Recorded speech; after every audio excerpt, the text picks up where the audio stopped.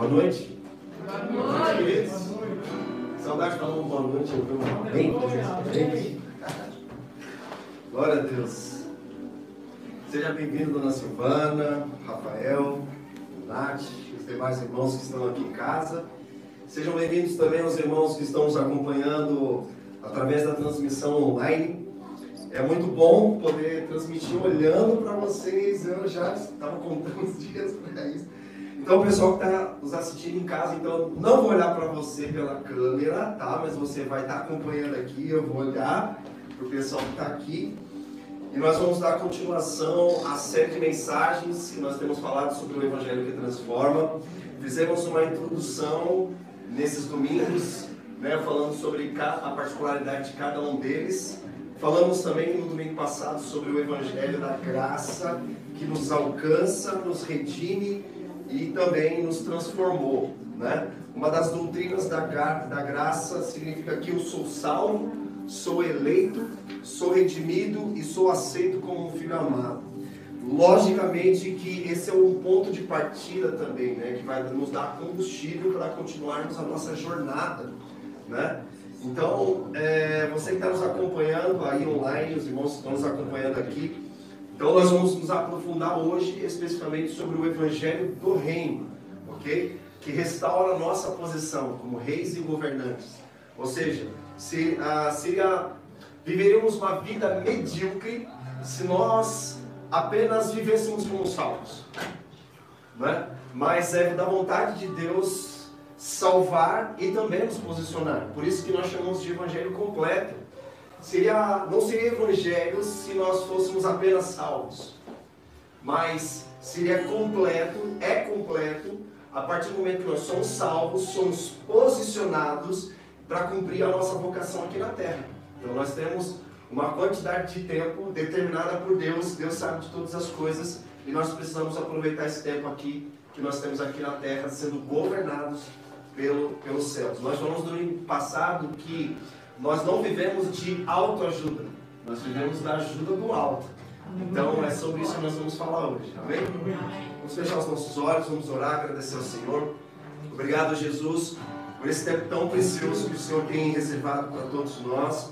Te agradeço, Senhor, pela vida da dona Silvana, da Nath, do Rafael, do Edson, de todos os demais irmãos que estão aqui presencialmente, Senhor, para nós mergulharmos ainda mais em espírito e verdade, para descobrir as riquezas que estão no seu coração.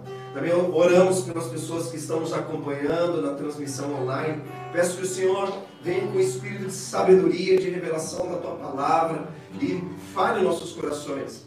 É disso que nós temos falado nesses dias, que o Evangelho ele não vai trabalhar as emoções, e muito menos o nosso comportamento, mas sim o nosso coração. E a mensagem central, Senhor, do Evangelho é o arrependimento que nos leva a transformações drásticas em nossas emoções, que vai afetar o nosso comportamento, vai afetar o nosso pensamento, entendimento, alcançando não somente a nós como indivíduos, mas também a nossa casa, a nossa família e tudo aquilo que nós fazemos cotidianamente ao longo do nosso dia. Obrigado, Senhor, esteja conosco nesta noite, assim eu oro em nome de Jesus. Amém e amém.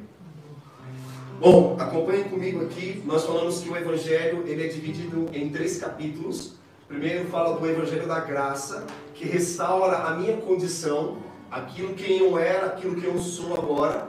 Eu sou eleito, eu sou salvo, eu sou redimido e sou filho do Senhor. Isso fala sobre o Evangelho da Graça, são as doutrinas da graça. Agora, como eu falei aqui antes, que seria inconveniente da parte de Deus apenas nos salvar. Sabemos que é um grande milagre. O primeiro grande milagre é que nós fomos salvos. Salvos de quê? Fomos salvos principalmente da ira vindoura de Deus. Só que é da vontade do Senhor muito mais do que uma salvação, nos tirar de uma vida de pecado e simplesmente vivermos a nossa vida de forma medíocre. Vou usar essa expressão forte justamente para nos tirar da zona de conforto. Seria muito incoerente da parte de Deus salvar apenas nós. Deus, a partir do momento que Ele nos tira de uma vida de pecado, Ele quer nos posicionar. E aí nós precisamos responder a isso. Senão nós continuaremos vivendo uma vida de salvo apenas. Estou salvo. Tá, e o que mais? Existem promessas de Deus a serem vividas por todos nós. A gente tem recebido notícias de falecimentos, né, como a avó da Nath, do irmão lá que faleceu. A gente teve a oportunidade de conhecê-lo. Ele foi exposto ao Evangelho em alguns momentos que nós tivemos com ele. Mas por algum momento, né, o fim da vida chegou, né? Então, assim, é da vontade de Deus que a gente responda a esse ensino, para nos posicionar e fazer a nossa vida realmente valer a pena. É da vontade de Deus. Deus quer que a gente viva as promessas de Deus, dele aqui na terra. Sermos governados pelos céus. Então, são 3 capítulos de grande poder. Primeiro, o Evangelho da Graça, restaura a minha condição. Segundo capítulo, fala do Evangelho do Reino, que restaura a minha posição como quê? Governante, rei, sacerdote. E terceiro capítulo fala que o Evangelho nos restaura a nossa vocação. Vocação é aquilo que nós fomos chamados para fazer. Seria incoerente Deus nos salvar e falar, tá, mas você viveu a vida que eu tinha para você?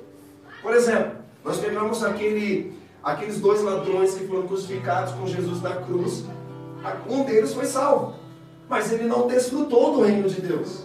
Ele não viveu as promessas de Deus aqui na terra.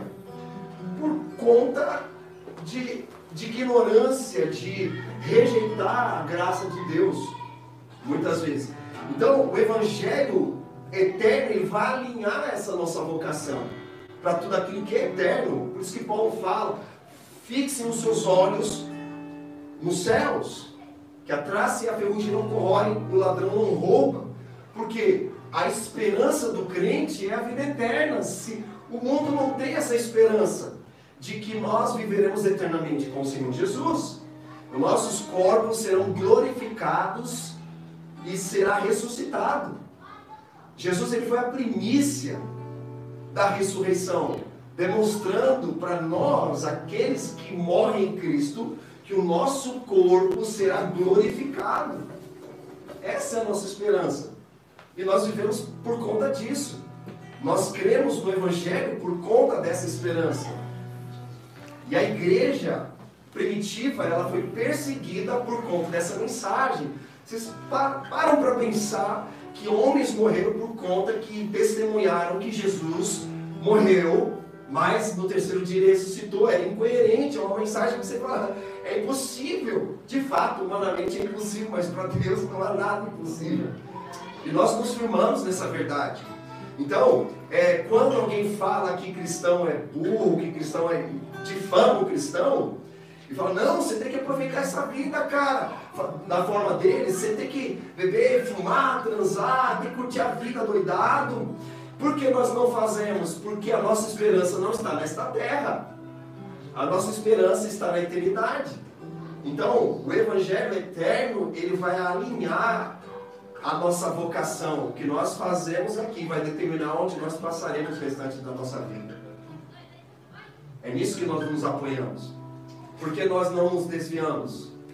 Por conta do temor que há dentro de nós. Por mais que às vezes a gente quer, eu quero pecar hoje, eu quero ficar na carne hoje, porque eu estou bravo. A gente fica com vontade assim, mas tem aquele temor, falando, eu sei das consequências.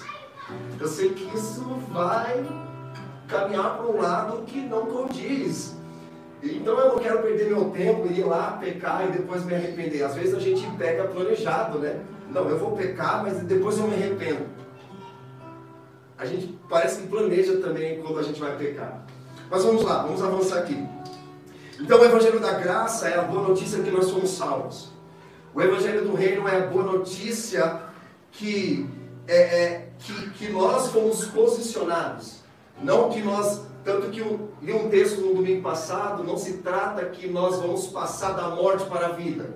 Nós já passamos da morte para a vida em Cristo. O Evangelho eterno é a boa notícia da eternidade. O Evangelho da Graça diz lá em Efésios 2:8, porque pela graça sois salvos, mediante a fé, e isto não vem de vós, é dom de Deus, não de obras, para que ninguém se glorie. Então o Evangelho do Reino é a boa notícia que fomos posicionados para governar e para reinar. Olha que brilhante definição que Deus nos deu. Isso é maravilhoso, isso é imerecida graça. Nós não temos condições nenhuma de governar e de reinar, mas Deus nos confiou essa graça para nós nos posicionarmos aqui nesta terra enquanto nós tivermos fôlego de vida. Eu quero que vocês abram comigo lá em Filipenses capítulo 3, versículo 20.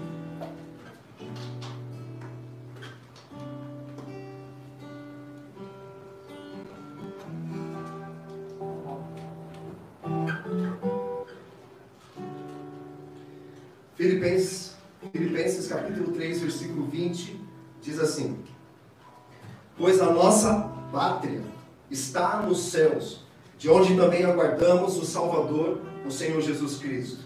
Pois a nossa o quê? A nossa pátria, onde está? Na terra? Está nos céus, de onde aguardamos o Salvador, o Senhor Jesus Cristo. O primeiro ponto aqui que nós precisamos observar no Evangelho do Reino é que a palavra do Senhor nos chama de cidadãos do reino. Repete comigo: cidadãos do reino. Estava com saudade de fazer isso. Cidadãos do reino. Então Deus não está focado em apenas salvar o homem, porque senão nós iremos reduzir o poder de Deus na humanidade. Imagina, ok, Deus salvou o homem, que a gente sabe, a gente crê nisso, o Evangelho se trata de que Jesus já nos salvou, não que Ele vai nos salvar. Até mesmo quando a gente vai pregar o Evangelho para alguém que não está nos caminhos do Senhor, ele precisa entender que Jesus já salvou ele. Não estou dizendo que ele já está vivendo o reino de Deus. Não, ele precisa se entregar e a crer que Jesus já salvou ele, Jesus já veio. Não que Jesus vai vir para salvar, ele vai vir para julgar. A próxima vida de Jesus não vai ser para salvar, vai ser para julgar. Então ele precisa crer na primeira mensagem, antes de entender que Jesus vai vir com a sua ira. Porque é fácil falar que Jesus é amor, mas em Apocalipse diz da ira do Cordeiro. O Cordeiro é manso, não é verdade? É manso. Não, fala que ele foi levado ao matadouro como um cordeiro. Então, os pregadores da hipergraça, eles vão olhar para isso: nossa, é um Jesus romântico. Quem não quer esse Jesus? Eu quero, meu amigo. Que me salva do pecado, da ira de... Tá maluco, então, tá maravilhoso. Só que eles anulam a ira do cordeiro. A gente tem uma imagem de um cordeiro manso, mas em Apocalipse fala que a ira do cordeiro virá. Então a gente precisa entender que o poder de Deus não pode ser reduzido apenas em salvar um homem, mas em posicionar um homem. Então nós precisamos entender que apesar dessa cidade da qual Filipenses está se referindo, que está nos céus, nós entendemos que há uma intervenção aqui na terra. Aqui diz claramente: a nossa pátria não é na terra. A nossa pátria, a nossa nação está nos céus. Vocês estão aqui comigo? Amém. Então esse primeiro ponto que nós vamos observar aqui do Evangelho do Reino é sobre que nós somos cidadãos do reino celestial, divino, mas aqui na terra. Por isso que Jesus nos ensina a oração do Pai Nosso que está nos céus. Não está dizendo Pai Nosso que está na terra. Pai Nosso que estás nos céus, santificado seja o teu nome, venha a nós o teu reino, seja feita a tua vontade, assim aqui na terra como é feita nos céus. Ou seja, é o governo dos céus aqui influenciando todas as coisas aqui na terra. É a palavra de Deus, que ela é eterna, e ela influencia se nós nos entregarmos a ela. Porque o Evangelho é entregado. Agora, precisa haver a nossa resposta a essa mensagem. E sempre a essa mensagem é necessário que arrependimento, renúncia, tomar a cruz. Que é quando nós fizemos uma série falando sobre os 4 fundamentos, nós adentramos falando sobre a cruz, onde manifesta a ira de Deus, mas também manifesta o amor de Deus. Portanto, aqui nesse texto, nós já somos cidadãos, e não que seremos cidadãos. Vocês estão aqui comigo? Amém. Nós já somos, aqui fala, a nossa pátria que está nos céus. Ele não está falando algo que está distante, ele está dizendo, já sou cidadão do reino.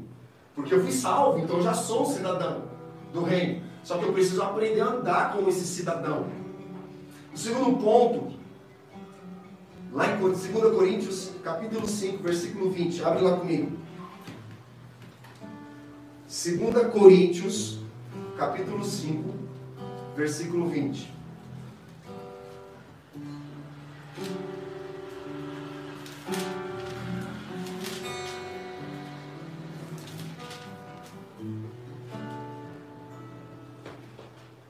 Eu gosto de comparar essa mensagem do Evangelho da Graça e do Reino, é que o casamento, ele é um começo, ele é o Evangelho da Graça.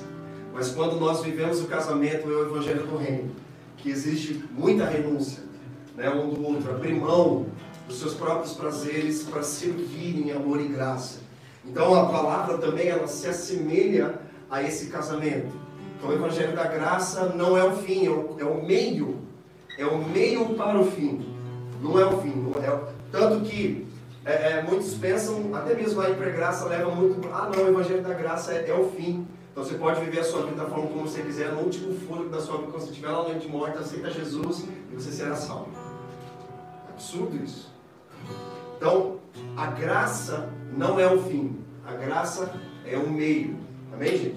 Então, 2 Coríntios, capítulo 5, versículo 20, diz assim: portanto, até grifei aqui, diz, somos embaixadores. Repete comigo, somos embaixadores. Somos embaixadores. Mais uma vez, somos embaixadores. Somos embaixadores. Não é que nós seremos embaixadores, nós somos embaixadores. E quando fala somos, diz respeito à nossa natureza, quem nós somos. Então a palavra do Senhor está afirmando, ei, você é um embaixador, cara. Entenda isso. Mas ele está colocando até no plural para representar a igreja, o coletivo. Somos embaixadores em nome de Cristo, como se Deus exortasse por meio de nós. Em nome de Cristo, pois, pedimos que vocês se reconciliem com Deus. Eu vou destacar essa palavra aqui, somos embaixadores. Vocês sabem o que é um embaixador? Embaixador é uma pessoa que ela recebe uma autoridade para representar a sua nação em uma terra estranha. Que terra estranha é essa? Essa, não, que nós estamos vivendo. Nós somos peregrinos, passageiros. Então, mas aqui nesta terra, nós somos embaixadores, cidadãos de um reino celestial aqui nesta terra, chamado para influenciar todas as coisas. Então nós precisamos crer nessa natureza. Sempre quando a gente vê nos noticiários, o embaixador da nação, ele tem autoridade para falar em nome da nação. Ele recebe poderes para isso. E ele representa essa nação. Então, primeiro, a natureza diz respeito que nós somos cidadãos. Segundo, nós somos embaixadores. Embaixador é um cara que se posicionou como tal e assumiu os atributos. Eu sou embaixador. Então, essa pessoa, ela detém poderes para representar a sua nação. Qual é a nossa nação? Reino de Deus. E esse reino de Deus está onde? Nos céus. Tanto Mateus ele não usa a expressão reino de Deus, ele usa reino dos céus. É a mesma coisa.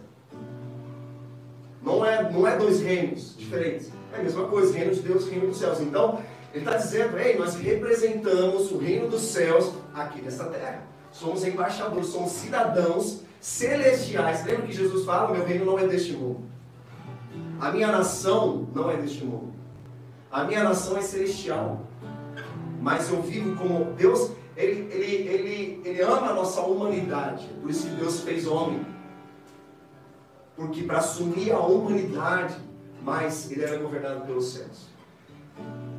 É diferente.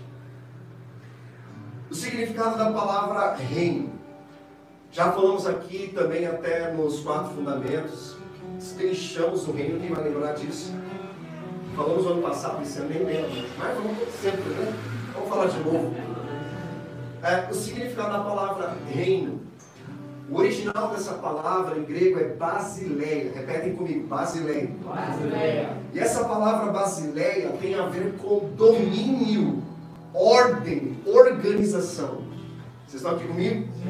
E esse reino de Deus é o domínio de Deus sobre a criação. Tudo que foi criado foi Deus quem fez. Mas a criação não é o reino de Deus. Vamos amadurecer isso aqui. A criação não é o reino de Deus. Você não é o reino de Deus. Nós vamos falar, já falamos outras vezes, o que não é o reino de Deus. Mas um ponto também que não é o reino de Deus é a criação. Mas o reino de Deus é o domínio sobre a criação. Vocês estão aqui comigo? Está dando para entender? Engrenar, pegar, já engatamos, já estamos na terceira marcha aqui. Estamos subindo um monte. Então o reino de Deus é o domínio de Deus sobre a criação, sobre tudo aquilo que foi criado. O reino de Deus não é apenas a criação, mas é sobre o domínio da ordem que foi criada. Lembra lá Gênesis? Porque a terra era sem forma, vazia, o Espírito pairava sobre a face do abismo e tal. Mas a criação não é o reino de Deus. Está claro isso aqui, né, gente? Sim. Ótimo, vamos avançar aqui. Então o reino de Deus, ele exerce o seu governo sobre a criação, sobre a Nova Jerusalém e também sobre a igreja. Lembra que nós falamos, a igreja não é o reino de Deus? O reino de Deus que exerce governo. A igreja, olha que interessante, igreja reino. Foi proposital, gente, que nós colocamos esse nome. Porque a igreja, ela carrega a mensagem do reino de Deus. E quando o reino de Deus e a igreja se unem em uma só mensagem, isso faz parte da nossa natureza. Uma comunidade que carrega uma mensagem inabalável. Nós somos abaláveis, mas o reino de Deus é inabalável. É por isso que Deus usa vasos de barro para carregar tesouros. Lembra que Paulo fala sobre isso? Que os tesouros estão escondidos em vasos de barro. Não é atraente, não chama atenção, mas dentro dele é um tesouro incomparável com qualquer outro bem valioso que existe na face da terra. Isso é poderoso. Agora vamos fazer uma relação do reino de Deus com as religiões. Ah, mas pastor, precisa tolerar as religiões. Nós respeitamos pessoas, mas batemos de frente com doutrinas. O fundador do Islã, quem é o fundador do Islã? Maomé. Quem é o fundador do budismo? Buda. Quem é o fundador do espiritismo? Allan Kardec. Onde eles estão? Mortos. Os seus ensinos estão aí. Mas o fundador está morto. O que isso tem a ver? Que as outras religiões, se você tirar o seu fundador, sobra apenas o seu ensino. Agora, o cristianismo, se você tirar Jesus, não sobra nada. Porque Jesus, ele não é o fundador, ele é o fundamento da igreja. Se você tirar Jesus, não sobra nada. Não tem nem... Por que palavra? A palavra não serve para nada. O seu ensino não tem vida. É por isso que o cristianismo sem Jesus não é nada. E esse fundamento está vivo. Através da palavra, através da comunhão, através do olhar, através da oração, através do corpo. Alguém já perguntou uma vez para mim, pastor, como que eu posso ver Jesus? Olha para a igreja, olha para as pessoas em comunhão. Olha como elas se amam, olha como elas se servem, olha como elas brigam, mas sabem se reconciliar. Olha como elas às vezes falam mal da outra, mas depois, cara, eu falei uma coisa errada, meu, me perdoa. Tá entendendo? Então, se você tirar Jesus, acabou, não existe. O ensino não serve para nada. Então você tem o Islã com Maomé, você tem o budismo com Buda, Allan Kardec com o espiritismo. Se você tirar o fundador, sobra o ensino. Mas se você tirar Jesus, não sobra nada. Então Jesus, ele não é o fundador. A gente fala, né? O fundador do cristianismo. Não, Jesus, ele não veio fundar uma religião. Agora, esta é a religião cristã. Não, ele não veio fundar a religião. Ele veio o seu fundamento diferente. E se você tirar esse principal fundamento, o alicerce, lembra dos 4 fundamentos? Cristo, Jesus, o Cristo de Deus encarnado, acessível, revelado. Deus se fez homem para se relacionar conosco, dizendo: ei, cara, é aquele Deus que você olhava que era distante, que para você entrar no Santíssimo Lugar, você tinha que ser um sumo sacerdote. Havia um véu que separava, que os adoradores mais simples e comuns não podiam entrar nem no santo lugar, só no átrio. Fazer o seu sacrifício, levar o seu cordeirinho, fazer e ir embora, pronto. Porque estar de frente com a santidade de Deus, ele morreria. Não podia, naquela época. Mas em Cristo, o véu que separava foi rasgado. Que véu é esse? É o véu da religiosidade. Lembra o legalismo? Não pode entrar, mas agora pode. Toda a humanidade pode. Ei, cara, você pode. Nós temos acesso, mas alguns rejeitam. Então a salvação, Jesus já salvou. Pessoas que não estão na igreja, essas pessoas que nós evangelizamos, que nós consideramos perdidos, elas já foram salvas, mas elas precisam se entregar a essa salvação. O que acontece? Elas rejeitam. Não, um dia eu vou para a igreja, Deus tem um tempo dele. Não, o tempo de Deus é agora, nego. A gente fala, né? Não, cada um tem um tempo, um dia... Às vezes, humanamente, a gente fala isso, mas a vontade de Deus é agora, não é esperar. E olha só, o fundador do cristianismo não é Jesus, mas o fundador do cristianismo é o Espírito Santo. Começa lá em Atos 2. E lá em Atos 2, nós vemos que não é o Sermão do Monte, o fundamento, não é o Novo Testamento, não são os evangelhos, muito menos são os evangélicos, os fundadores do cristianismo, mas o fundamento do cristianismo é o Filho de Deus, Jesus.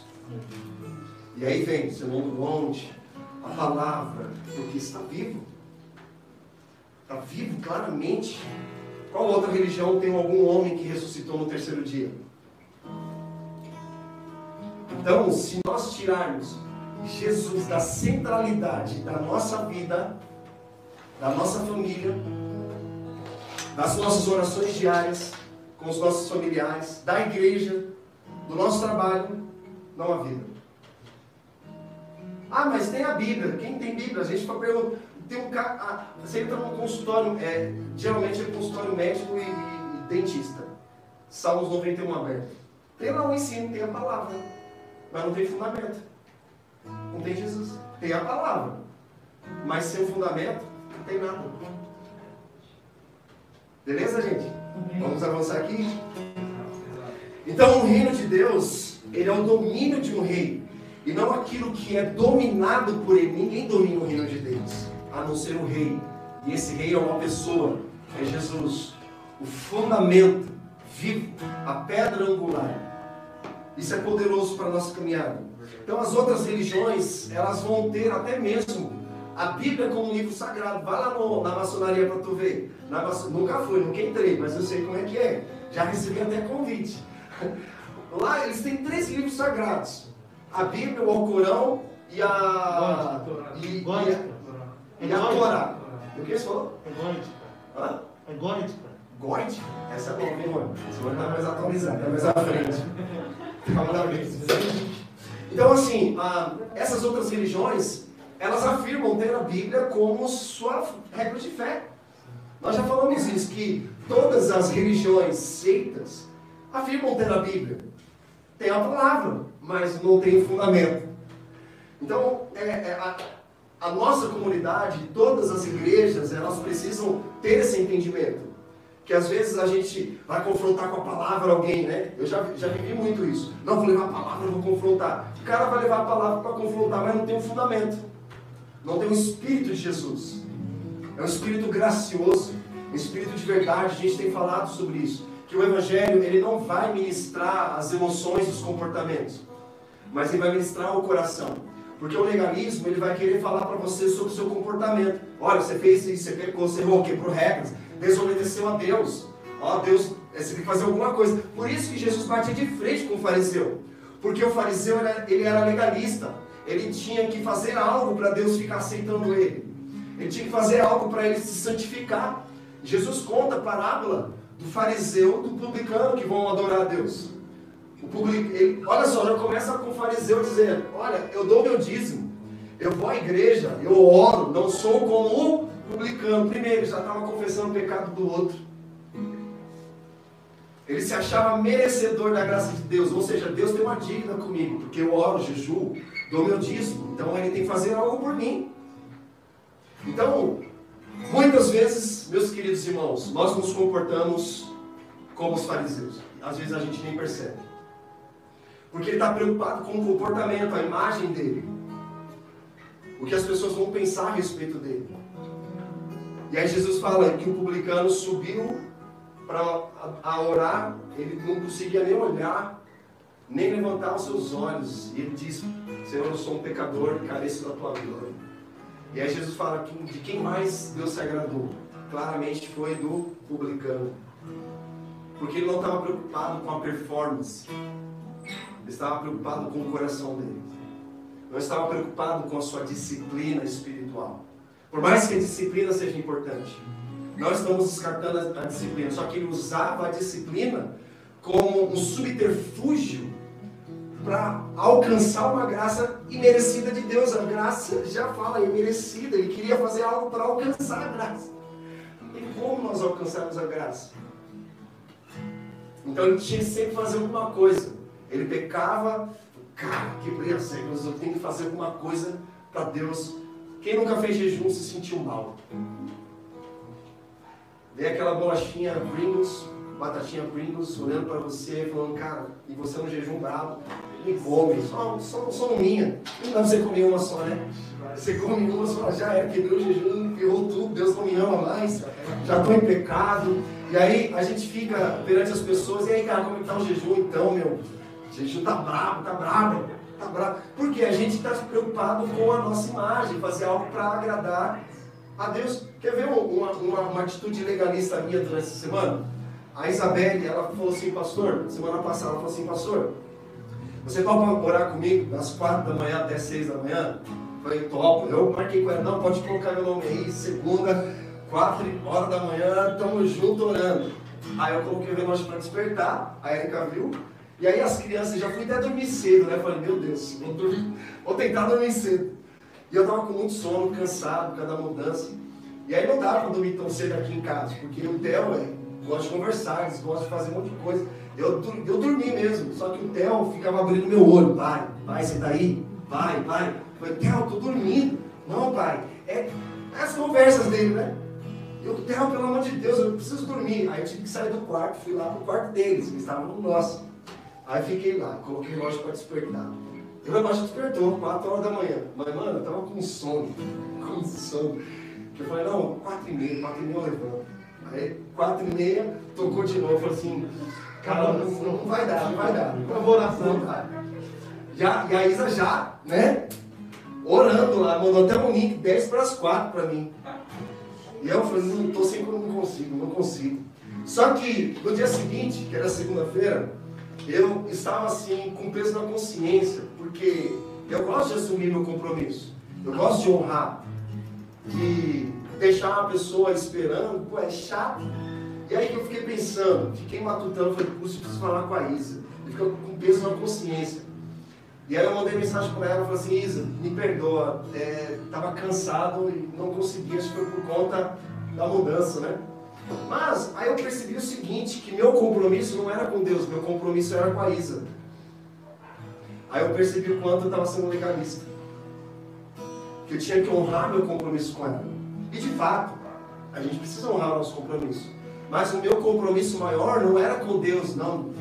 Vai ser que Deus, vou buscar você de manhã, 4 horas da manhã. O meu compromisso era: não, Isa, toma aí 4 horas. Vocês perceberam como é sutil? Às vezes a gente é legalista e não percebe. Nosso dia a dia. E ela falou assim: pastor, fique em paz, tranquilo, a gente marca outro dia. Só que eu fiquei: me perdoa, Isa, vamos marcar outro dia e tal. Não, pastor, relaxa, eu entendo perfeitamente e tal. Então, às vezes a gente acaba se comportando assim, preocupado com o comportamento, não com o coração. Então a gente está numa performance de jejum, de oração, de outras coisas. Às vezes é porque quer honrar um compromisso com alguém, mas o compromisso maior nosso é com o Senhor. Então a mensagem do Evangelho, ela restaura a nossa posição, dizendo, cara, não é para você fazer algo por uma performance. Eu quero sim que você ore, eu quero que você me busque. Eu estava meditando sobre isso, o Senhor falou muito comigo nessa semana, e Ele falou assim comigo, como um professor fala para um aluno, procura aí na Bíblia, onde está dizendo, onde eu digo aí, você tem que me buscar, onde você tem que orar. Mas a palavra, eu fui ver, não tinha nenhuma expressão de Deus dizendo, você tem que orar, você tem que perdoar, você tem que ser misericordioso. A Bíblia simplesmente nos chama falando o seguinte, aquele que me buscar, me encontrará. Porque no reino de Deus não é por obrigação ou por uma performance, é de coração, voluntário. E cara, a nossa vida, ela tem a tendência de ser saudável e prazerosa com Deus. É por isso que Jesus batia de frente com o legalismo. Dizendo, ei, vocês estão preocupados com a performance, mas se não for de coração, não serve para nada. Lembra que Paulo fala em Coríntios 13, se não tiver amor, não serve para nada. Você pode pregar, você pode orar, você pode fazer o que for, cara. Mas se não tiver amor, se não for um coração voluntário, não serve para nada. Você pode estar em movimento. Lembra que eu falei sobre o esfriamento da igreja lá que nasceram do avivamento, das 7 igrejas de Apocalipse? Estava em movimento, estavam fazendo as atividades, mas eles já não tinham mais amor, não tinham alegria naquilo que eles estavam fazendo. E Jesus fala a solução. Sabe qual é a solução? Arrependimento. Não estou falando para você mudar o seu comportamento, porque às vezes a gente quer mudar o comportamento, mas Ele está dizendo, precisa ser de coração. Até mesmo quando a gente ouve expressão, a gente fala às vezes para as crianças quando elas brigam, você tem que perdoar o Joaquim, você tem que perdoar o Theo. Só que se não for de coração, eles vão falar com comportamento. Você vai ver, Joaquim me perdoa, Theo me perdoa. Só que às vezes não foi de coração. Então esse é o ponto que o Evangelho vai tratar o coração. E cara, o Evangelho ele é tão simples e profundo, mas ao mesmo tempo ele é complexo, porque é a maturidade de fé, a nossa caminhada. E vai exigir o que? Renúncia de nós mesmos, tomar a cruz, dizendo, Senhor, mais uma vez, Deus sabe todas as coisas, Ele sabe o quanto nós somos, às vezes, legalistas, ou às vezes tendemos para outro extremo, que é a libertinagem, mas o motivo da pregação toda é para nos centralizar em Cristo, que precisamos fazer de coração, tocar de coração, cantar de coração, pregar de coração, trabalhar de coração. E às vezes a humanidade, os brasileiros são assim, pensa num bicho preguiçoso. E a gente foi criado, doutrinadas, lembra que eu falei no domingo passado, que para você ser alguém na vida você tinha que ter uma carteira de trabalho?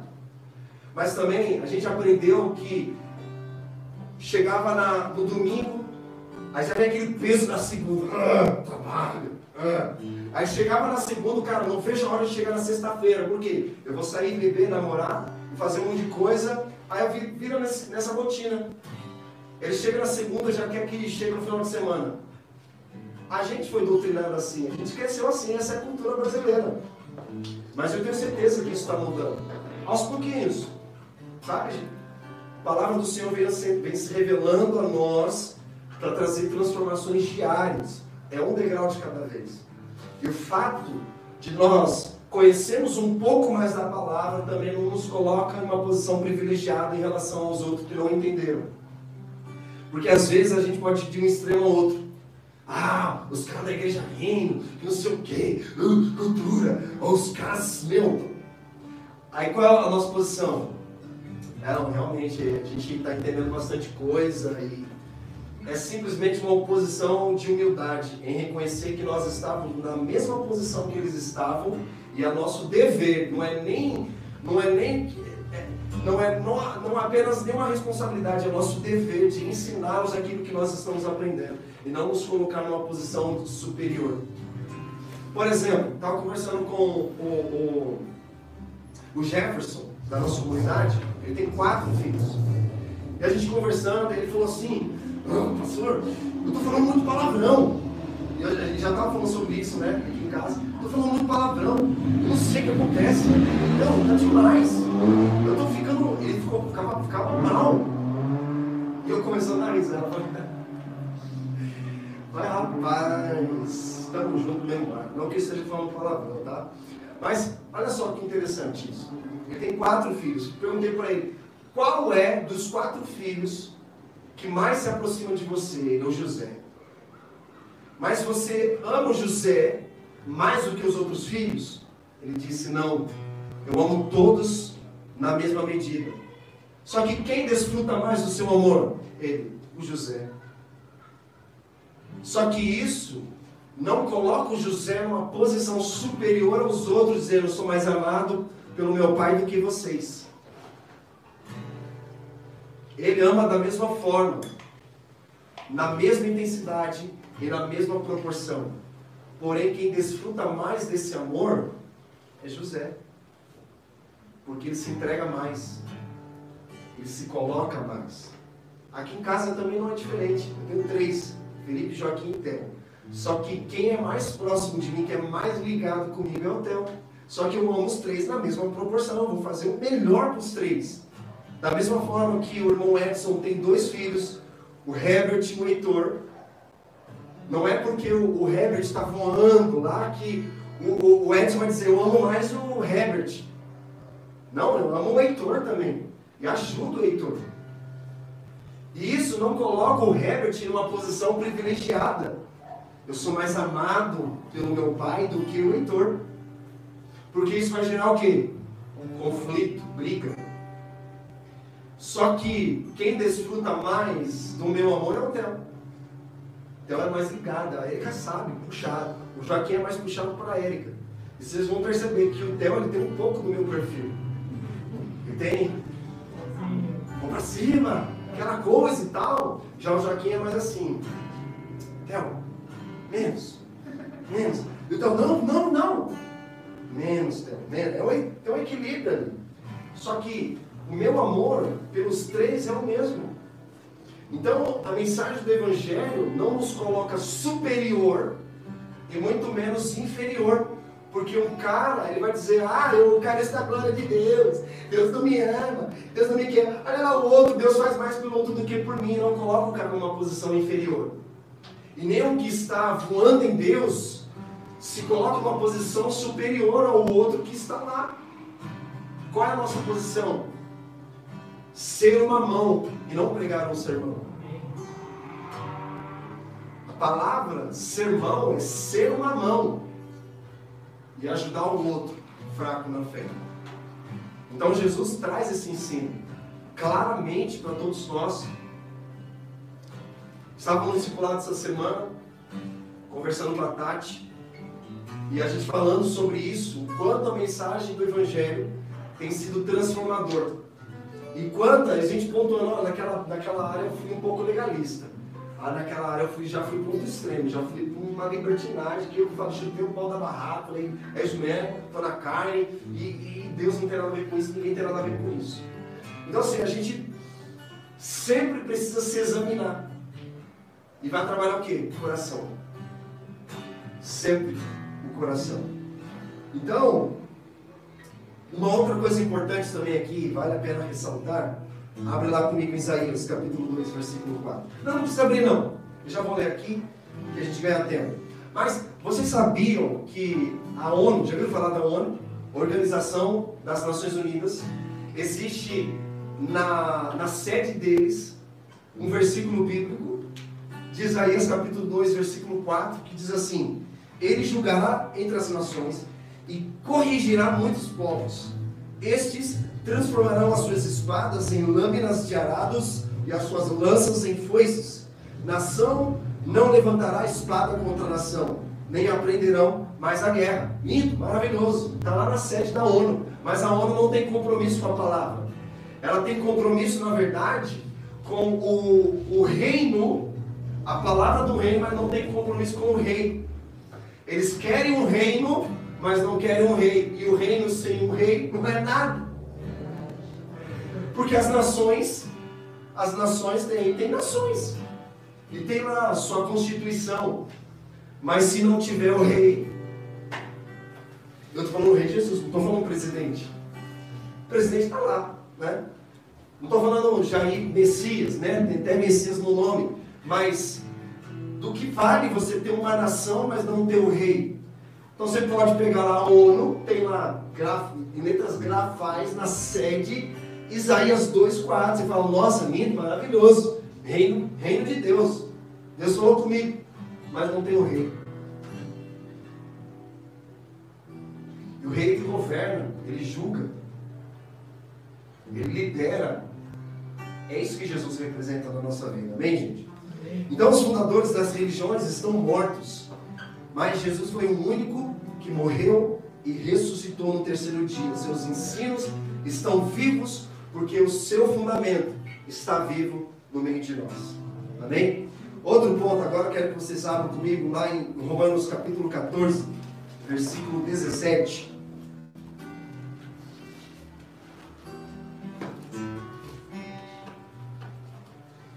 Romanos 14, versículo 17. Esse é um texto conhecido pela maioria de nós.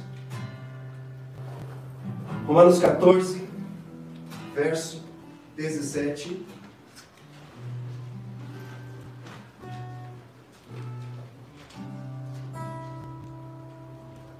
Diz assim: porque o reino de Deus não é o quê? Não é comida e nem bebida. O reino de Deus não é comida e nem bebida. Mas o que ele diz? Mas justiça, paz e alegria. Aí eu fiquei parando, pensando, mas como assim o reino de Deus não é comida nem bebida? Não estou dizendo que comer e beber é ruim, é bom. Mas está dizendo que o reino de Deus não é comida nem bebida. Lembra que nós falamos do que não é o reino de Deus? O reino de Deus não é no céu, ele é do céu. Porque ele tem o céu como a sua origem, mas ele não está no céu. Ele é do céu, ok? Não é no céu. O reino de Deus não é estático. O reino de Deus é movimento. O reino de Deus, ele é dinâmico. O reino de Deus não é político. Não é político. Aquela coisa de politicamente correto. Quem já ouviu falar dessa expressão? Mas nós precisamos ser biblicamente corretos, não politicamente corretos.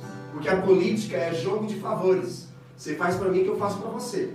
Vota em mim que eu voto em você. Se você votar em mim, eu faço para você. E por isso que nós não podemos apoiar nenhum tipo de partido político. Apoiar candidato, ok. Se estiver dentro daquilo que você julga como um padrão do reino, é interessante, mas nós não apoiamos nenhum tipo de partido, porque o reino de Deus, o evangelho, não combina com esquerda, de direita, capitalismo, socialismo, comunismo, não bate, não entra, não tem como. Eu fiz uma postagem na rede social falando sobre cristãos e a política, acho que alguns irmãos viram. Aí pronto, né? Você atrai gente, mas você já sabe, né? Não, mas é realmente verdade, mas eu acredito que o mais próximo do evangelho é o liberalismo. Eu falei, a outro, não, o socialismo tem mais a ver com o evangelho, né? Porque ajudar o outro, todo mundo social. O comunismo, tudo em comum, é o governo que ajuda, ninguém é rico, ninguém é pobre, todos na mesma faixa. O reino de Deus é o capitalismo. Então todo mundo empreender, todo mundo vai ser rico. Não bate quando a gente vai olhar, colocar, contrastar, como a gente está fazendo o legalismo e a libertinagem, colocar o evangelho, não encaixa. O evangelho não encaixa com nenhuma visão política, nenhuma.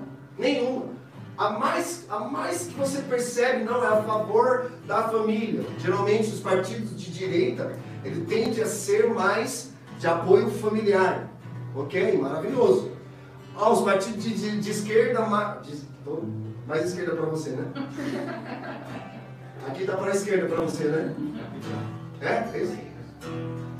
Os de esquerda, eles tendem a ser mais sociais, causas sociais, ONG, legal, bacana.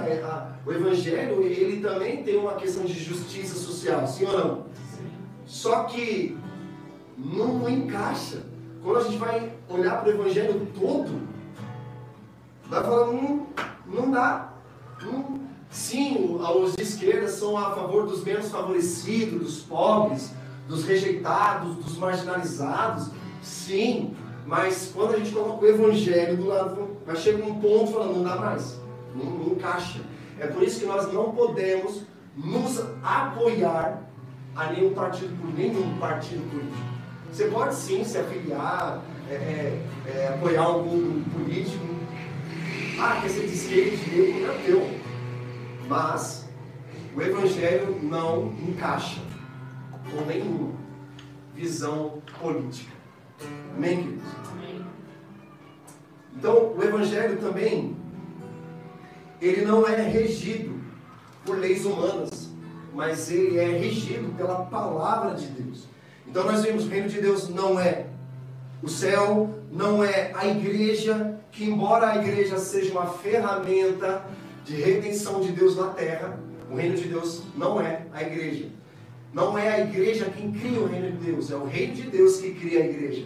É o reino de Deus que cria a criação e governa sobre ela, exerce domínio sobre ela. Mas o reino de Deus também não é a criação. Agora, mas então o que é que o reino de Deus não é comida nem bebida? Por quê? O reino de Deus, ele não é comida nem bebida porque são coisas físicas. São coisas físicas, não é Deus impondo a sua vontade. Por que não é comida e bebida? Porque comida e bebida são coisas criadas.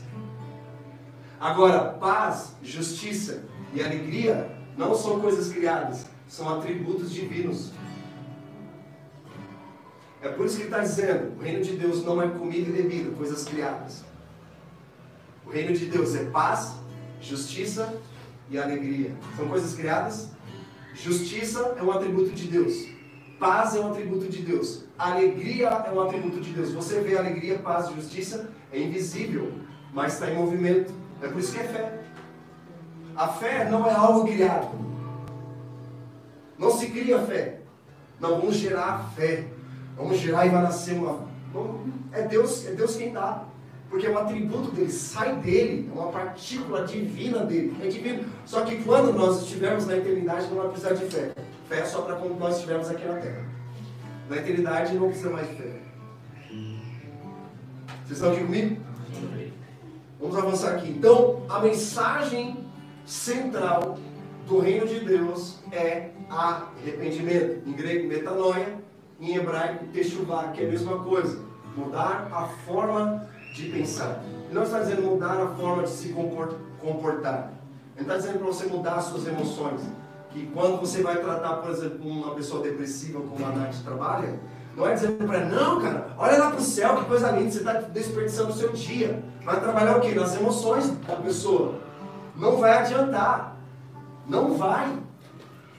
Como que o Evangelho vai trabalhar uma pessoa depressiva e com desânimo?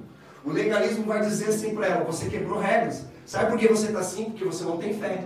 Você está em depressão, com desânimo, porque você não ora, porque você não jejua. Por mais que nós saibamos que orar e jejuar, ler a palavra, transforma, sim ou não? Ajuda, mas não é porque é falta de fé.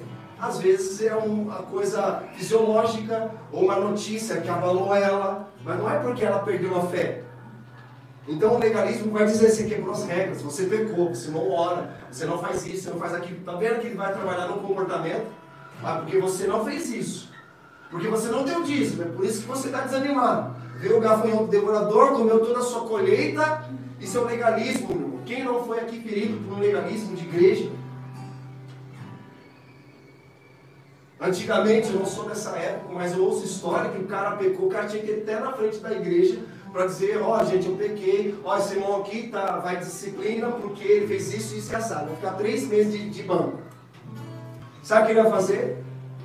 Ele está tão ferido, foi tão exposto, que o que ele quer fazer mesmo aí, ele quer de um extremo ao outro. Agora ele vai lá para a libertinagem. Não fui aceito no legalismo, agora vou lá para a libertinagem. a maioria das pessoas que estão na hipergraça porque foram feridas pelo legalismo, elas foram expostas à mensagem da graça, que é libertadora, poderosa. Não, cara, você não é sobre o que eu tenho que fazer, porque minha vida inteira foi baseada no que eu tinha que fazer. Sério, Jesus morreu na cruz para mim, não é sobre o que eu tenho que fazer, é sobre o que ele já fez. Uau! Aí ele morreu na cruz pelos meus pecados. Uau! Aí vai de um extremo ao outro. É a libertadora a mensagem da graça. Libertadora. Libertadora. Ela quebra correntes, tira as algemas, mas ele pode ir de um extremo ao outro. Percebe? O legalismo vai trabalhar o comportamento, quebrou regras. E aí como que a libertinagem vai trabalhar com uma pessoa desanimada e com depressão? Você é incrível, você é maravilhoso, vai encher a bola dela. Você é incrível, você pode, você consegue. Vai fazer ela se sentir bem. Vai se sentir palavras positivas, são boas, elogios são bons. É maravilhoso. Quem não gosta de ser elogiado? Só que vai trabalhar de forma superficial. Assim como o legalismo, os dois. Só que o evangelho ele vai trabalhar o coração, dizendo, ei cara, seguinte, você pecou, vamos junto, cara, vamos orar junto. Vamos ler a Bíblia junto. Eu me comprometo a estar com você. Assumo sim um compromisso com Deus, mas também para você fortalecer na fé. Você percebe que ele vai trabalhar o coração e está dizendo, ei cara, precisa se arrepender. Mas vamos juntos. Eu quero estar junto com você. Ele não simplesmente vai dizer para o cara se arrepender se o cara não for uma mão com ele. É fácil a gente falar para a pessoa, tem que se arrepender. Sabe por que não está mudando as coisas no Brasil e em nossa vida? Por mais que a gente fale sobre avivamento, arrependimento, citamos 2 Crônicas 7,14, porque se meu povo, que me chama pelo meu nome, se humilhar e orar, e a gente fala, não, a gente tem que se arrepender. Aí, se não for de coração, não muda. A gente pode até orar, pode até fazer as coisas para Deus e o mundo ver, transmitir online, mas se não for de coração, porque Deus quer o quê? O nosso coração. Tá, vocês podem fazer tudo isso, vocês podem fazer concentração de avivamento, pode dar vigília do fogo, vigília do avivamento, vigília, como eu já fui pregar numa vigília, qual é o nome? Lá em Minas, como chama? Labaredas de fogo. Pode fazer o que for, amigo, pode fazer o que for. Mas se não for de coração, Deus está falando assim, ei, vocês se ajuntam para pior. Vocês sabiam que tem cultos que faz mais mal do que bem? Deus fala assim, ei, vocês fizeram isso para mim? Essa porcaria? Cantam de qualquer jeito, tocam de qualquer jeito, pregam de qualquer jeito, servem de qualquer jeito, melhor que ficasse em casa. Nem saísse de casa para fazer essa porcaria toda aí. Só para cumprir o compromisso. Vocês percebem como é tão grave quando a gente pensa, como a gente pensa? Não tem que fazer um culto online. Sim, mas se não for de coração, nem saia de casa. Então você percebe que isso mexe o quê? O nosso coração. Não é a nossa emoção, e muito menos o nosso comportamento. Jesus não está dizendo para você, ó, você tem que orar. Ele está dizendo, é bom orar. Ah, eu não orei hoje, pastor, estou mal. E como Deus se sente?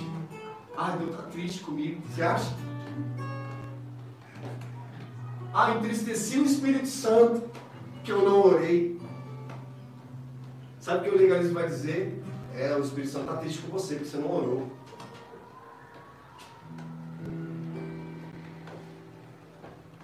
E a libertinagem fala assim, não, orar para quê?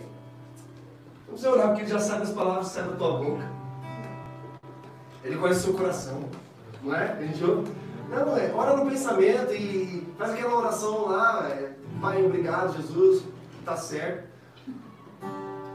Sabe, a gente foi ensinado, até mesmo a gente já falou sobre isso. Vamos fazer relógio de oração. Hoje vai estender um pouco mais esse culto, tá, gente? Porque eu sei que tem muita coisa aqui boa. Vamos fazer um relógio de oração. Quem se compromete com 1 hora no dia? Aí você mão na frente, né? E aí, no final das contas, ninguém ora. Ninguém ora. Aí ora 10 minutos, 15, outro ora 3. Aí o cara fica assim, pô, eu orei toda a lista lá que a igreja passou, os pontos de oração. Pô, não deu nem 5 minutos, já orei tudo, e agora? O que eu faço com o restante do meu tempo? Ah, eu me comprometi com 1 hora, então eu tenho que orar 1 hora. Irmãos, Deus não está preocupado com a quantidade do tempo que você vai orar. O Senhor está preocupado com a intenção do seu coração. Lembra que Jesus, antes de ensinar sobre oração, ele falou assim, não sejam como os hipócritas legalistas. Eles passam horas orando para mostrar para os outros o quanto eles são espirituais. Eles oram em pé nas sinagogas. Eles vão fazer orações, usam vãs repetições. Oh, Deus amado, Deus excelsio, né? Nem sei se é a palavra, excelsio. Deus engrandecido, e fica, né? Horas e horas, você fala, meu Deus, esse homem de oração. Aí tem aqueles que sua, né? Aí começa a orar em mim, você fala, nossa, esse cara tá cheio de unção. É performance, meu irmão. Performance. Performance. Performance. Performance. Teve uma vez que eu fui ouvir de um irmão. O pastor estava assistindo um culto online. Ah, pastor, seu rosto estava um pouco desabatido. Não, irmão, eu estava cansado mesmo. Aí os caras tomam. Por quê? Colocou numa posição. Não, eu não vou orar mais não, porque o pessoal não está orando. É agora que você precisa orar mais. Não tem relacionamento com as pessoas. Não conhece a vida das pessoas. Quer mudar o comportamento, quer fazer elas orarem, mas sem ser inspiração de oração para elas.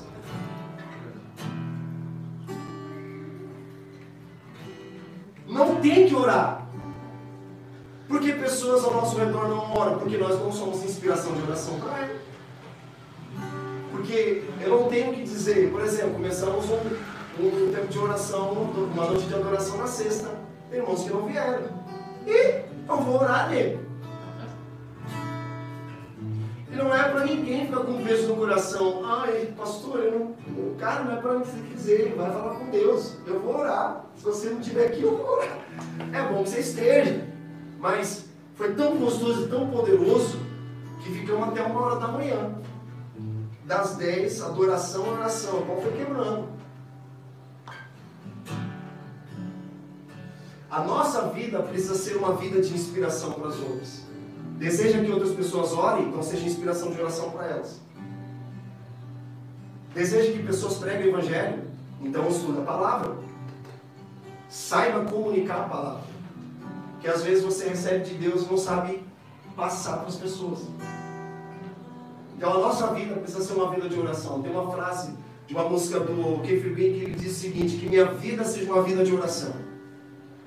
Que as pessoas me vejam orando e sejam inspiradas por ela. Existem no livro do John Maxwell sobre níveis de liderança. O primeiro nível de liderança que ele cita é sobre cargo. Tem gente que lidera por conta do cargo. Outros lideram porque ela foi colocada ali por uma questão de amizade. O último nível de liderança é você ser uma inspiração para as outras pessoas. Você ajuda elas a crescerem, mas também você inspira elas. Jesus é um inspirador demais, cara. Jesus, quando ensinar e levar os caras para ensinar, quero que eu ensine vocês a orarem, vem comigo. Eu vou ensinar vocês a orarem. Pai nosso que estás nos céus. Ele ensinou os caras a orar orando. Aí os caras ficaram assim, não, mas não tem que repetir, não tem que ficar lendo lá uma performance. E os caras estavam ligados à performance, a comportamentos. É por isso que Jesus batia de frente com o legalismo, porque era comportamental. Eles estavam mais impressionados, mais preocupados com a performance. E Jesus quer quebrar isso de nós. Mas também nos impedindo de ir para um outro extremo. A gente vai trabalhar frequentemente. Gente, isso é constante na nossa vida, diária. A gente precisa sempre orar e vigiar. Orar e vigiar sempre. Orar e vigiar. Pastor, a irmã falou assim para mim, pastor, tem dia que eu não consigo nem orar, faço uma oração de 1 minuto. Eu falei, amém. Às vezes a sua oração de 1 minuto foi tão de qualidade, tão poderosa, mais do que um cara que orou 4 horas ajoelhado no chão. A vida não é feita só de oração, minha filha. Você tem que trabalhar e estudar também. Vai ficar só orando dentro do quarto? Vai lá com o Theo. O Theo é engraçado. Ele fala assim, pai, deixa eu orar. Vai, tá bom, pode orar, filho. Obrigado, Senhor Jesus, pela comida. Amém. Aí ele foi rápido, foi. Mas a oração dele foi sincera. É disso que Deus se agrada, meus filhos. Não é performance, é coração. Amém. Amém. Ah, vamos orar. Começa às 10 da noite. Pô, deu 10:10. Essa oração foi poderosa, amigo. Já era. Cada um para a tua casa. Amém? Não é sobre quantidade, é sobre qualidade. Não é sobre comportamento, é sobre coração. Não é sobre emoções, você sentir. Ai, estou sentindo. Não é sobre isso, é sobre coração. Então é disso que o Evangelho vai trabalhar. Vocês percebem a maturidade que Deus está nos levando? E é para nós valorizarmos esses ensinos, mas isso não nos coloca em uma posição privilegiada, mais do que as outras pessoas. Que às vezes a gente, por conhecer um pouco mais, a gente sempre cai nessa. Não, porque lá naquela igreja não pega o Evangelho. Cara, amém? Se eles quiserem fazer algo com a gente, amém. Mas se não quiserem, amém também. A gente está aqui para servir. A nossa comunidade precisa ser uma igreja que trabalha entre nós, mas também que inspire em outras igrejas, outras denominações, a querem aprender o que a gente tem aprendido. Isso é muito poderoso. Vamos avançar um pouquinho mais aqui, a gente vai chegando ao fim. Então nós vemos que a manifestação do reino, ele acontece em 3 pontos. Como a gente já falou outras vezes, vou repetir novamente. Primeiro, no início do ministério de Jesus, o reino de Deus está próximo. Durante o ministério de Jesus, o reino é chegado. Jesus, na última ceia com os discípulos, ele diz: o reino de Deus está por vir. Então nós vemos 3 manifestações do reino de Deus. Elas são separadas? Não, elas são conectadas. E nós precisamos entender o tempo do reino de Deus, porque existe o reino de Deus que já é e ainda não. O reino de Deus que ainda não, ele se completará com a volta de Jesus, a plenitude dos tempos. Esse tempo que nós esperamos e vamos aguardar, se nós morrermos, nosso corpo estará desfrutando diretamente da presença gloriosa de Deus, aguardando o dia em que nós seremos ressuscitados e nós iremos viver e governar e reinar eternamente com Ele. Essa é a nossa esperança.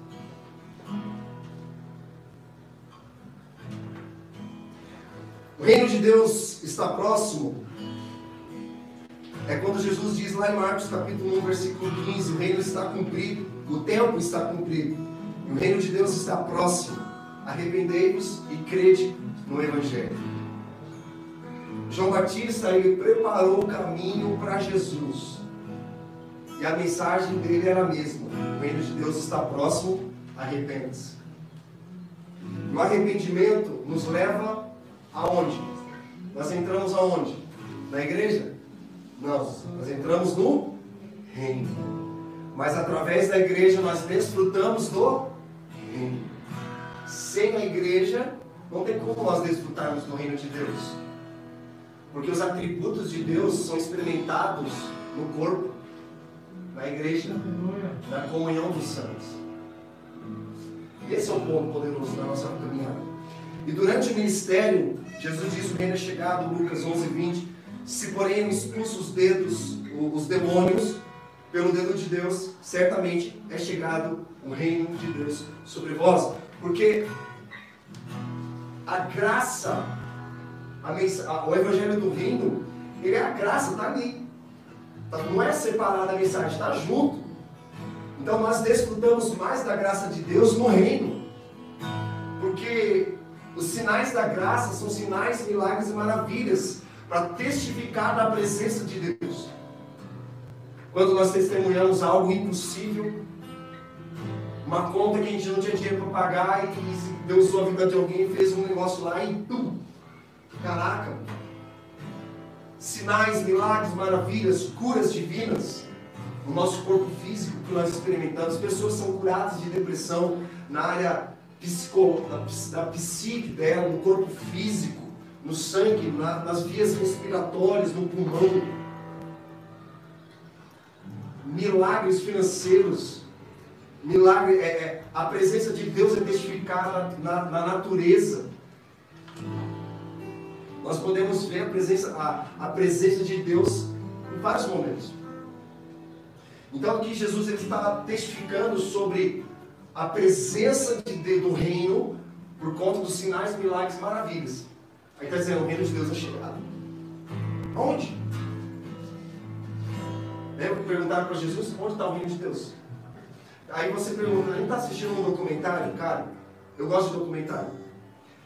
Começou a assistir um documentário lá no Netflix de um naturalista inglês, chama David, é um nome bem esquisito sobre o nome dele, David não sei o que das contas. Ele fala assim sobre o planeta Terra, que está entrando em declínio comparado à época quando ele estava lá no auge da sua juventude, no ano 1930, 40, o cara tem 93 anos, super saudável e ativo. Eu quero chegar nesse nível. Ele falando. E ele falou uma coisa, e eu fui pesquisar sobre ele, e ele é agnóstico, ele não crê em Deus. Por que ele não crê em Deus? É o que nós sabemos, mas como que pode dizer que Deus existe se eu estou vendo um verme nascer no olho de uma criança pobre lá no norte da África? Se Deus existe, ele não permitiria que isso acontecesse. Que é o questionamento da humanidade. Só que nós sabemos que o reino de Deus, a presença de Deus está em todos os lugares, mas a presença de Deus não está manifesta em todos os lugares. É por isso que os filhos manifestarão a presença de Deus. Quando nós manifestamos o reino de Deus, aí vem agir de Deus em relação àquela situação. Então, uma resposta a esse homem, de fato, na ótica humanística dele, ele está certo. E a gente questiona Deus com isso. Se Deus existe, porque Ele permitiu que o irmão acontecesse por irmão? Porque se Deus existe, permite a pobreza, permite a doença, a enfermidade? Porque se Deus existe, permite que o outro passe a necessidade? Cadê Deus? Ele anula o criacionismo. Ele é da turma do evolucionismo. Ele acredita na evolução do homem. Que o homem em si mesmo ele é capaz de evoluir, de se tornar alguém melhorado, né? Que isso também é uma doutrina até budista lá dos indianos também. O cara morre, aí depois ele está num processo evolutivo, aí ele vai alcançando a perfeição, morre, nasce de novo, vai melhorando a cada vez mais até ele alcançar um estado de nirvana, que é o estado de perfeição. Não cremos nisso. Você só tem uma única vida e precisa fazer dela a melhor vida possível. Então Jesus ele fala sobre isso durante o ministério, que o reino de Deus é chegado. Ele está dizendo, se eu expulso o demônio com o dedo de Deus, então isso é um sinal, um milagre, maravilha, então o reino de Deus é chegado. O terceiro ponto, na última ceia, o reino de Deus está vindo, Lucas 22, 18. Pois vos digo que de agora em diante não mais beberei do fruto da videira até que venha o reino de Deus. E para finalizar, o reino de Deus ele é composto por 4 pontos. Primeiro, o rei. Sabemos já que é o domínio de um rei, então o reino de Deus precisa de um rei. Segundo, de súditos, são aqueles que se entregaram à sua palavra. Terceiro, a sua palavra, que são as suas leis. E terceiro e quarto e último ponto, que é o lugar. Significa o quê? Que se você é um discípulo de Jesus, você é um súdito que se submete à sua palavra, e em qualquer lugar onde você estiver, você manifesta a presença de Deus. No hospital, no trabalho, na escola, em casa. O fato de nós não vivemos aquilo que Deus tem para nós é porque de fato nós não respondemos a palavra dele em obediência. E não é uma obediência, como nós falamos aqui, comportamental ou emotiva. Porque você pode ficar animado com uma palavra, sai daqui cuspindo fogo, falando em línguas, e durante a semana aquela emoção se foi, aquela experiência se acabou, e aí sobra só a palavra. Aí Deus dizendo, sou eu e você agora. Não, mas eu me comprometi, eu tenho que ir. Às vezes é um compromisso humano, não um compromisso, agenda de Deus. A gente está mais preocupado com a agenda nossa do que a agenda de Deus. Vamos olhar para a agenda de Deus, irmãos? Qual é a agenda de Deus? A A agenda de Deus nesse tempo é um tempo de preparação. Mudou a estação, muda-se as vestes. É um tempo onde nós estamos sendo preparados para a próxima estação. E nós estamos sensíveis a essa estação. E quando vem uma próxima estação, por exemplo, vem o período, termina o período de outono, vai entrar a primavera, o que acontece?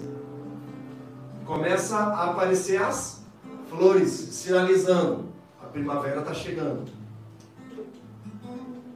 Quando está terminando o verão, começa a vir o frio. Né? No Nordeste isso não acontece. É calor todo tempo. É um sol para cada pessoa lá. Eles são muito felizes. Mas, para quem... O Brasil desfruta de um clima tropical. Por exemplo, vocês viram o calorzão que fez esses dias? 40 graus. No dia seguinte, foi para 18, 20. Oxi. Mas vai mudando, por exemplo, quando vai esfriar o tempo, vem vento, chuva, aí a temperatura vai diminuindo. O que acontece? A gente começa a usar outro tipo de roupa. Então nós estamos sendo preparados para próximas estações. E aqueles que estiverem preparados para próximas estações viverão algo poderoso em Deus. Mas isso não nos coloca numa posição superior às outras pessoas. Nosso objetivo é ajudá-los. Sempre. Nem ser superior e muito menos inferior. Porque às vezes tem um irmão fraco na fé na igreja, dizendo, o pessoal tudo voando em Deus, a sensação que eu tenho é que estou ficando para trás. Né? Aquele filme, Deixados para Trás. E o cara fica triste, porque tá vendo pessoas se dedicando. Até esse eu falo, cara, para de ser órfão. E uma expressão que a gente tem usado né? Ninguém vai ficar para trás. Você está numa velocidade correndo uma maratona, mas teu irmão está começando ainda a correr 1 quilômetro. Então o irmão lá que eu cheguei junto dele falou assim, não, eu vou parar de orar, porque o povo não está orando. Eu falei, irmão, seja uma inspiração para o outro então. Conhece a vida dele, conhece as dificuldades dele. Por que ele não está orando o tanto que você ora? Porque o irmão ora muito, e o outro irmão ora um minuto, ou às vezes ele ora uma vez na semana. Isso não coloca você numa posição melhor que a dele. Então é esse nível de maturidade que nós precisamos chegar. Esse ponto, amém, irmãos? Então esse é o nosso coração. Ser sensível ao outro. Ser dado ao outro. Não é cobrar do outro. Isso daí orar. Vamos junto, vamos orar junto. Esse é o ponto. O irmão está conseguindo orar? Vamos orar junto. Não quero não, tenho vontade de orar. Então tá bom, então eu vou orar aqui e você fica aí. Bem. Vamos lá. Para finalizar. Agora finalizo. Mateus 13, 22. Vocês estão aqui comigo ainda, né? Mateus 13, 22. Vai lá. Mateus 13, 22. A mudança de reino, ela vai implicar mudanças de princípios. Os nossos valores que nós julgávamos ser verdadeiros e coerentes, com a mensagem do reino, eles são transformados. É tirado um princípio que você acreditava que era absoluto e é colocado a palavra de Deus que não é relativa, ela é absoluta. Lá em Mateus capítulo 13, versículo 22, Jesus diz assim, ensinando sobre a parábola da semeadura. E o que foi semeado entre espinhos é o que ouve a palavra, mas os cuidados deste mundo, e quando ele usa a palavra mundo, ele está usando a expressão aion, que é desta era presente, ele fala deste mundo, esse tempo presente que nós estamos vivendo, e a sedução das riquezas, o que acontece? Sufoca o quê? A palavra. E olha o que ele diz, e fica infrutífera. Presta atenção. A característica dessa era é sufocar a palavra que está dentro de você. Porque ela ouviu a palavra veio, ele entendeu, ouviu e entendeu, ela veio no coração, Mas qual é o objetivo desta era? Os prazeres dessa vida, o amor ao dinheiro, o amor a outras coisas que não sejam Deus, ele vai sufocar a palavra que está dentro de você já, para que ela fica infrutífera. Ela está aí, mas ela não vai produzir frutos. E todo fruto carrega sementes. Você tem frutos, imagina você morrer sem saber as sementes que você carregava. Existem sementes dentro de você, de mim, que nós carregamos. Nós precisamos conhecer essas sementes. Deus colocou sementes em nossas mãos, para nós semearmos. Ele semeou nos corações dos apóstolos, que essas sementes vieram sendo distribuídas, semeadas ao longo de toda a história, que chegou até nós, foi semeada, nós ouvimos a mensagem, recebemos a mensagem, só que na jornada da nossa vida fomos salvos, só que na jornada da nossa vida vai vir as tribulações, as circunstâncias, vai vir os prazeres dessa vida. Eu lembro do hedonismo, vou querer satisfazer a minha vontade, vou querer satisfazer o meu prazer, eu quero fazer alguma coisa para eu ficar bem. O que vai acontecer com os prazeres dessa vida? Vai deixar infrutífero. Eu tenho falei até no grupo do WhatsApp da comunidade, falei, gente, vamos lá, maratonar no Netflix, todo mundo fica até 4 horas da manhã. Assistir um culto da igreja um domingo, durante 2 horas, é porque é tão difícil. Justamente por isso. A palavra está dentro dele, mas não frutifica. Porque ele não se entrega a esse... Não, irmão, você não tem compromisso nenhum conosco. Seu compromisso precisa ser com Deus. Não faça, não assista, não participe por uma performance, por mostrar para as pessoas que você está junto.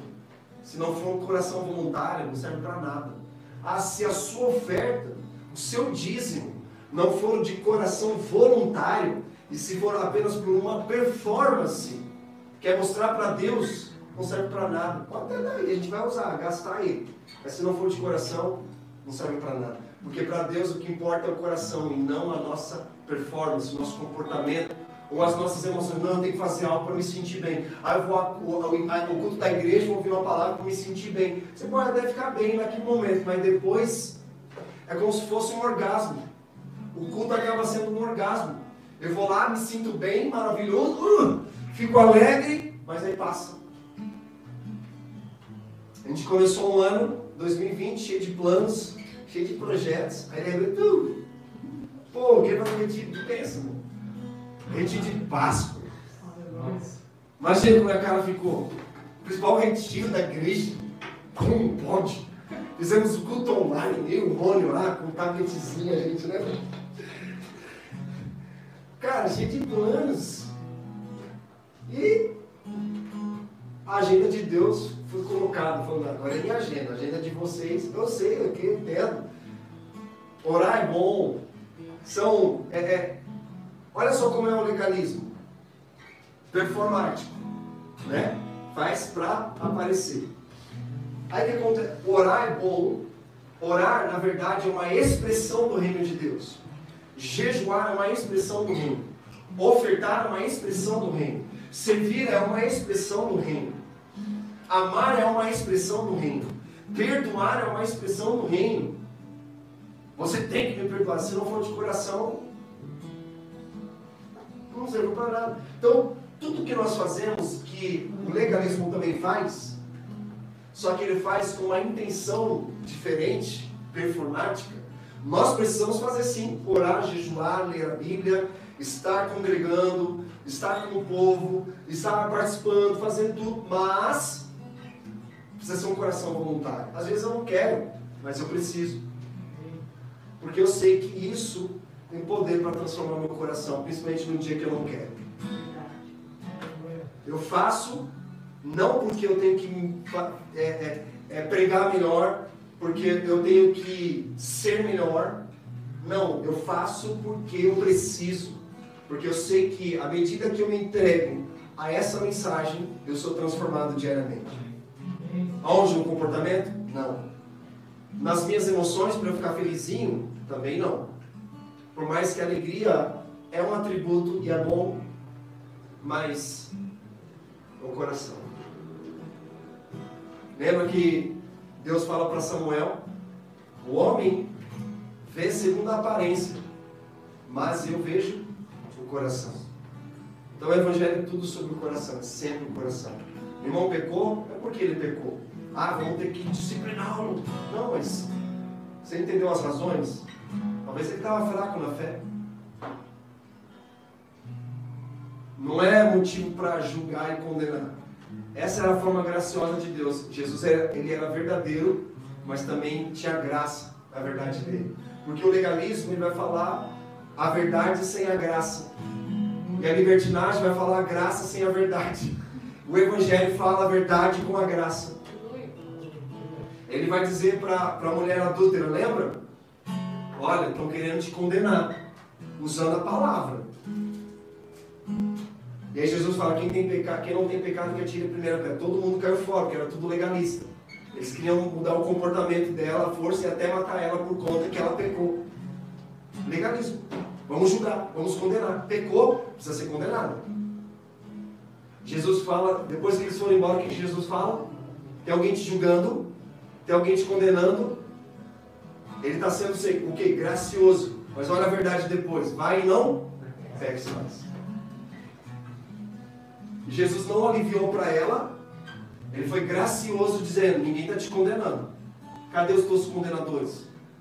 Nem eu vou te julgar. Você pecou, eu sei. A palavra de Deus diz que você precisa ser morto apedrejado. É a lei, a palavra. Vamos fazer com que você desobedeceu a regra. Você não orou, você não jejuou, o compromisso que você tinha, não cumpriu. Então estão querendo te condenar. E aí? Aí Jesus não aliviou para ela, dizendo, vá e não peques mais. Vá e não faça mais isso. Lembra com aquele homem lá de 38 anos no tanque de Betesda? Sabe o que ele fala para Jesus? Não tem ninguém aqui me ajudando quando as águas são agitadas. Ninguém me leva até as águas. Já preguei uma mensagem sobre isso.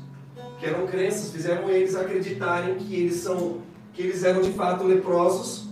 Você sabia que não podiam entrar nenhum tipo de pessoa que era leprosa, defeituosa, com doenças, no templo para adorar? E outra, se você não fosse judeu, você não podia entrar no templo. Você é gentil, sabia disso? Entrar no templo, né? Você não pode. Só os judeus podiam entrar. Lembra que eu falei que a adoração judaica ela é exclusiva e geográfica? Só os judeus podem adorar. E aonde? No templo de Jerusalém. Então, essas pessoas que provavelmente alguns eram judeus, mas eles entravam no grupo dos enfermos. Sobrava o que para eles? O tanque de Betesda. Aí Jesus encontra um homem de 38 anos no chão, que não andava. E sabe o que ele fala para Jesus? Não tem ninguém que me leve até as águas quando elas são agitadas. Porque de tempos em tempos um anjo vem agitar a água, o primeiro que entrar será curado. Imagina se a gente coloca uma placa na igreja, o primeiro que se inscreveu no culto presencial vai ser curado. Os outros não. No próximo sorteio, vamos fazer um sorteio, o homem que sair será curado. Era mais ou menos isso. Então eles foram levados a acreditar nessa crença. E era mentira. Imagina que absurdo. Isso é doutrina de Deus? Não. E aí sabe que ele fala, ninguém me coloca nas águas. Ou seja, ele colocou culpa em alguém por ele estar daquela forma. Jesus olha para ele e fala assim, nossa, imagina, né? Nossa, essa igreja aí não ajuda ninguém. É que a gente ouve por aí. Essa igreja não faz nada. Não serve os pobres, não alimenta os pobres. Que alguém pode levanta essa bandeira dos pobres. Glória a Deus por isso. Que ela acaba amando os pobres e acaba rejeitando até os ricos. E tem aquele só ama os ricos e não ama os pobres. Também são dois extremos. Legalismo e libertinagem, volta e meia a gente está no mesmo ponto. Sabe o que Jesus fala? Pega teu leito, levanta e anda. Se Jesus fosse só gracioso, nossa, 38 anos, ninguém te ajuda, cara. Que igreja é essa? Mas vem cá, vou te levar até as águas. Estou sendo gracioso, misericordioso com você. se fosse o legalismo, dizendo, isso é por conta de pecado que você está assim. Você deu seu dízimo? 38 anos desse jeito, que você não deu dízimo 38 anos. Então, cara, você está com uma dívida com Deus. Ou melhor, Deus tem uma dívida. Você tem uma dívida que você precisa pagar para Ele. Vocês estão entendendo? Aí depois Jesus fala assim, vai. Jesus fala com ele, pega o seu leito, levanta e anda. O que aconteceu com ele? Ele levantou, ele começou a andar e foi minha polícia. Dias depois, Jesus encontra ele aonde? No tanque de Betesda? Sabe onde Jesus encontra ele? No templo. Agora ele podia entrar porque ele estava curado. E sabe o que Jesus fala para ele? Vá e não peques mais para que não te aconteça coisa pior. Ou seja, provavelmente o fato dele estar 38 anos naquela enfermidade era fruto de pecado. Porque tem situações que é pecado mesmo. Que precisa de sensibilidade para entender. Então Jesus fala o que para ele? Vai, não peques mais para que não te aconteça coisa pior. Porque o pecado pode nos levar a esse estado. Então você percebe que Jesus ele foi verdadeiro e gracioso. Ele não condenou. Ele teve graça, mas ele falou verdade. Então é essa maturidade que Deus está nos levando. Ser verdadeiro, mas carregado de graça. Ser verdadeiro, precisa orar. Mas precisa ter graça. E como? Quer levar as pessoas à oração? Vamos orar. Ai, pastor, eu não consegui ir. Você deixou de aproveitar, mas Deus te ama ainda. Ele sempre vai te amar. Mesmo se você for para o mundo, Ele vai continuar te amando. E mesmo se você voltar para os caminhos dele, Ele vai continuar te amando da mesma forma. Ele vai te amar mais. Porque a gente pega uns caras e fala assim, ex-bruxo, ex-prostituta. Aí os caras anunciam na igreja, né? Não, vai vir aqui um cara que foi ex, não sei o que das contas. A identidade dele está baseada naquilo que ele era, não naquilo que ele é agora. Então ele usa aquilo que ele foi para chamar a atenção das pessoas. Vocês estão entendendo? Então a gente nunca vai chamar alguém na igreja para dar um testemunho no sentido, ele foi ex-bruxo, ex-viciado, ex-preso, ex-isso, ele vai dar um testemunho para vocês do que Deus fez na vida dele. Não. O que Deus está fazendo na sua vida agora. Porque a minha identidade não está baseada naquilo quem eu fui. Está baseada naquilo quem eu sou. Cidadão. E o que mais? Embaixador. Amém? Vamos orar. Obrigado, Senhor Jesus, por esse tempo tão precioso. Sabemos que o Senhor tem nos levado a essa maturidade e a muito mais para nós desfrutarmos dessa palavra. Então eu oro, Deus, para que esta revelação ela venha transformar o nosso coração.